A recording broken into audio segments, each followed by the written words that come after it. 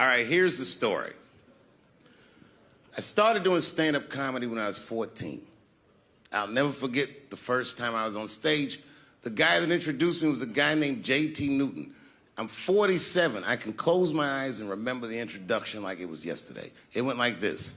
Ladies and gentlemen, this next young man coming to the stage is starting his comedy career tonight. Who knows? We may be witnessing the birth of a star. Please welcome David Chappelle.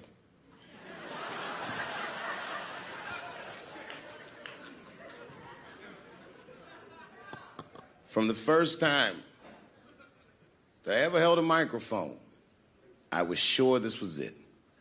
I knew I was home. I knew I had found my thing.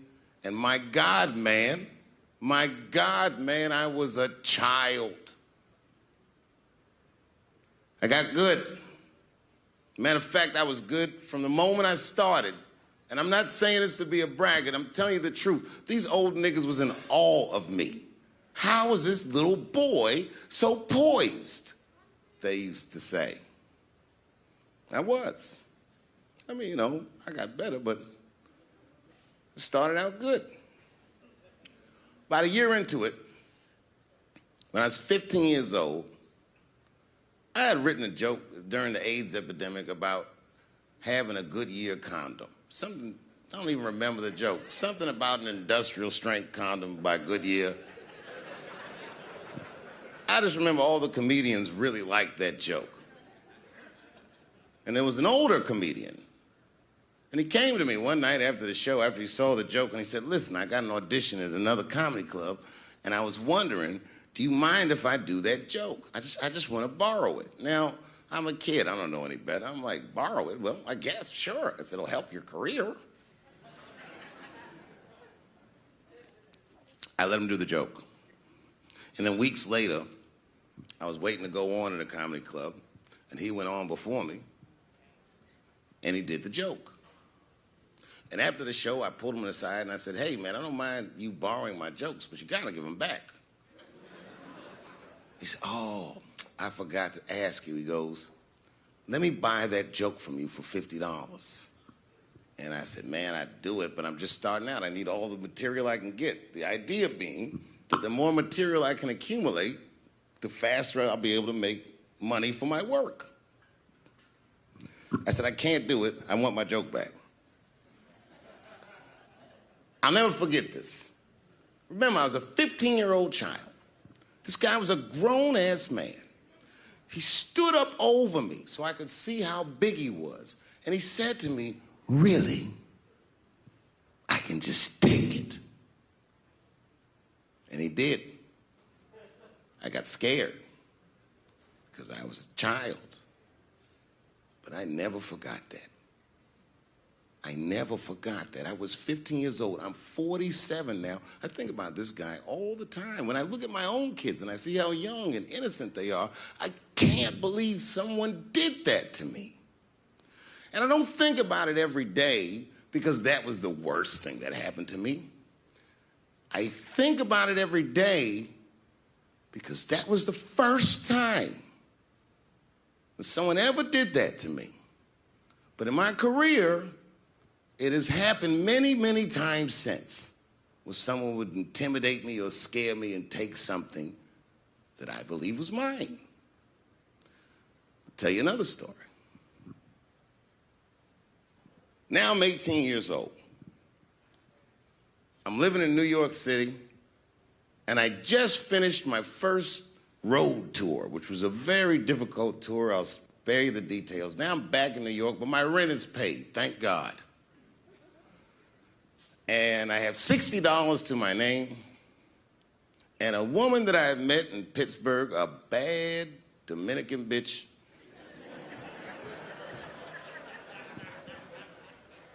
was coming to New York. She was going to spend the weekend with me. I couldn't wait for her to get there. She was coming that evening. But remember, I only had $60 for a whole weekend to entertain a bad bitch. Now I'm walking through Greenwich Village, and I see something I've never seen before. 3-card Monte. You know what that is?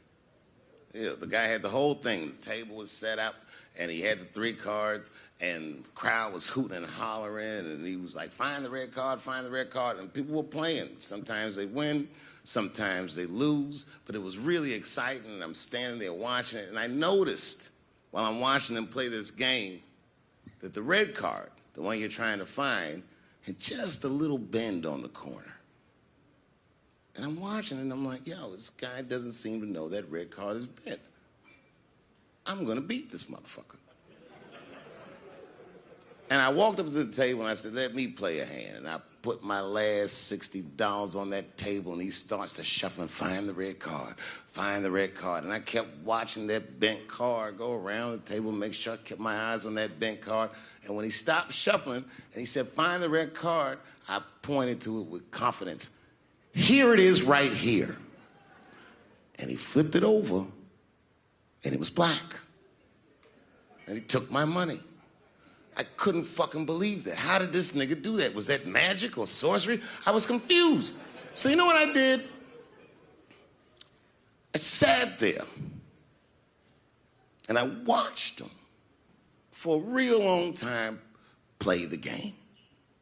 And I realized that all those people who was doing all that hooting and hollering and betting, my God, they were his friends. They were in on the whole thing. I felt so wronged. I felt so stupid. And then the next sucker came up to the table and was about to put his money down. And I said, fuck that, man. Don't put your money there. All these niggas is in on it.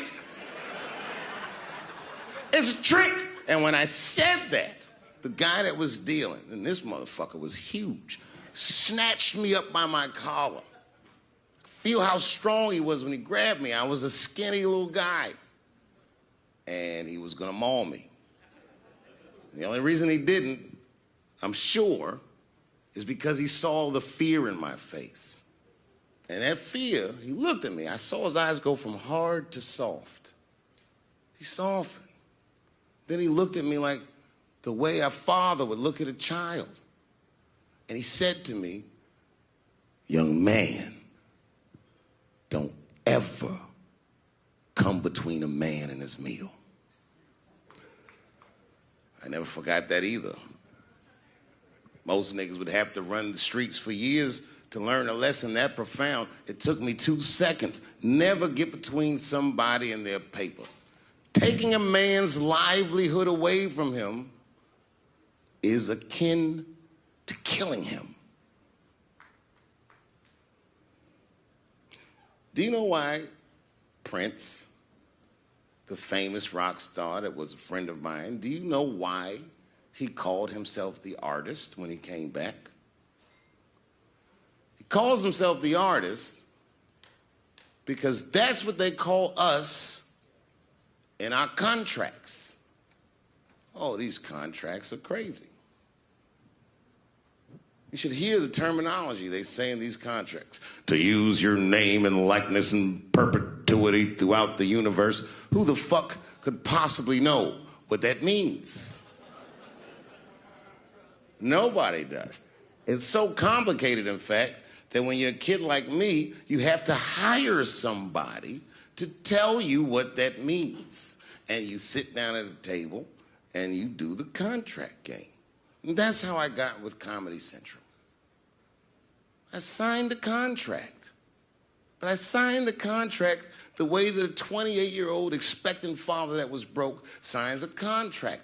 I was desperate. I needed a way out. And it wasn't good money and it wasn't good circumstances. But what else am I going to do, I said. And all these white people sitting at that table told me, trust us, Dave, it's a good contract. And I looked around the table and they all seemed to agree it was a good contract. But what if it was like that game of 3-Card Monte? What if they were all friends and I didn't know it? And the bag of money was Iceberg's money in the first place. What was I talking about? What was I trying to tell you? Last week, 2 weeks ago, whenever it was, I called Lauren Michaels And I tell them, okay, I'll do it. I'll do Saturday Night Live on election night. And the day I made that phone call, the day I committed to it, it gets announced that Netflix is streaming Chappelle's show. Not just Netflix. HBO Max is streaming it too. Let me tell you another story about HBO. No, hear me out. Did you know, before Chappelle's show was at Comedy Central, I pitched that show to HBO. I told them what I wanted to do. Now, these are executives. All they have to do is say, yeah, we'll take it, or no, thank you, we won't. But they didn't say either of those things. They went too far. They said, literally, what do we need you for? That's what they told me, as they kicked me out of the office. What do we need you for? And here we are, all these years later, and they're streaming the very show that I was pitching to them. So I'm asking them, what do you need me for?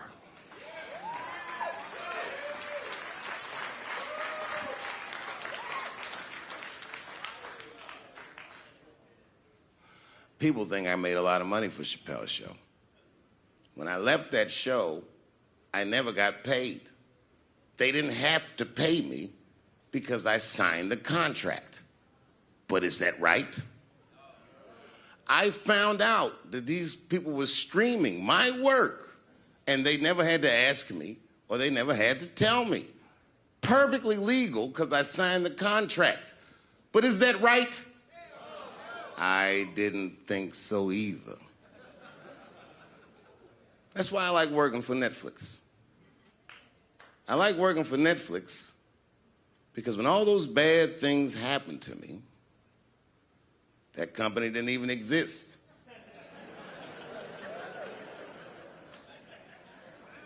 And when I found out they were streaming Chappelle's show, I was furious. How could they not know? So you know what I did? I called them and I told them that this makes me feel bad. And do you want to know what they did? They agreed that they would take it off their platform just so I could feel better. That's why I fuck with Netflix, because they paid me my money, they do what they say they're gonna do, and they went above and beyond what you could expect from a businessman. They did something just because they thought that I might think that they were wrong. And I do. I think if you are fucking streaming that show, you're fencing stolen goods. They stole that from me. They just took it. And I'm not up here trying to tell you guys that I believe that Comedy Central gave me a raw deal just because I'm black. I believe that they gave me a raw deal because this fucking industry is a monster. It's the same monster that these Me Too bitches was trying to tell you about.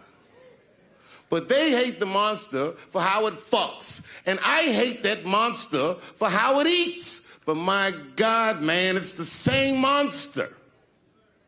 When I quit the show, all my friends would say, well, fuck them, Dave. Why don't you just do Chappelle's show at another network? Yeah. And why doesn't a slave run from one plantation to another plantation because the master over there might be nicer? My God, man, I was trapped. You know what, tell you the truth? I've even thought about coming back and doing another Chappelle show. Well, but if I do, I can't call it Chappelle's show because my name and likeness is being used by them in perpetuity throughout the universe. It's in the contract.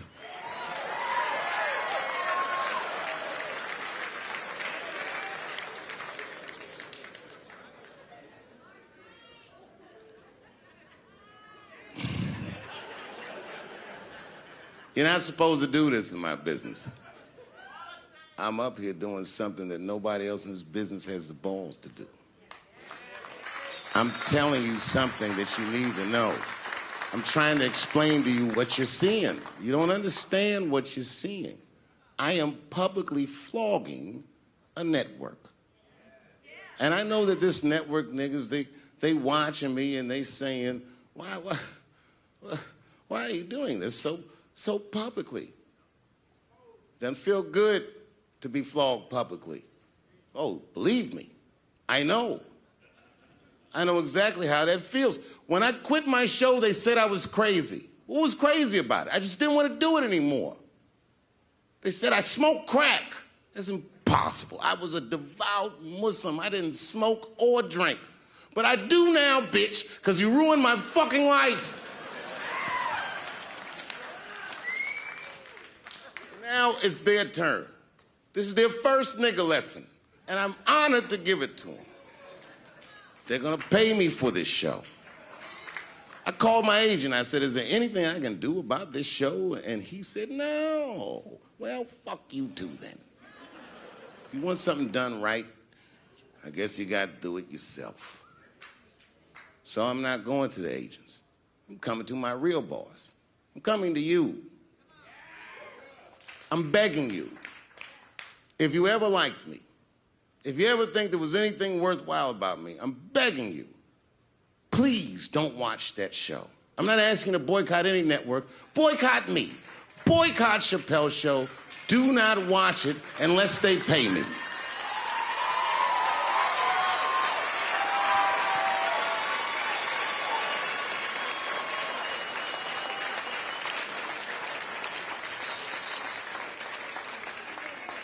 If you're a shareholder at Viacom, then I'm talking to you. Because all that shit that they do to us, well, they do everything for their shareholders. That's what they told me. So if you're a shareholder in that company, tell them it's wrong. And if you don't believe that it's wrong, then fuck you too. You should know what's in the hot dogs you eat. Now, there's probably a bunch of people at Comedy Central and Viacom and all these places that have no idea what I'm talking about. They've all either quit or been fired or got Me Too'd or something. Them niggas is gone. And there's a whole bunch of new young people there, and they're probably looking like, what is he talking about? They may not actually know what the fuck happened to me. So I'll tell you what I'm talking about. Go downstairs to your accounting department, open the books, see what that show made, and look at what you paid me. That's exactly what I'm talking about. You're going to pay me. I am inviting you to come with me and work with me. And let's fight against that terrible, terrible feeling that you made me feel together. We can fight together and work this thing with Chappelle's show out. Or I can just take it. Thank you.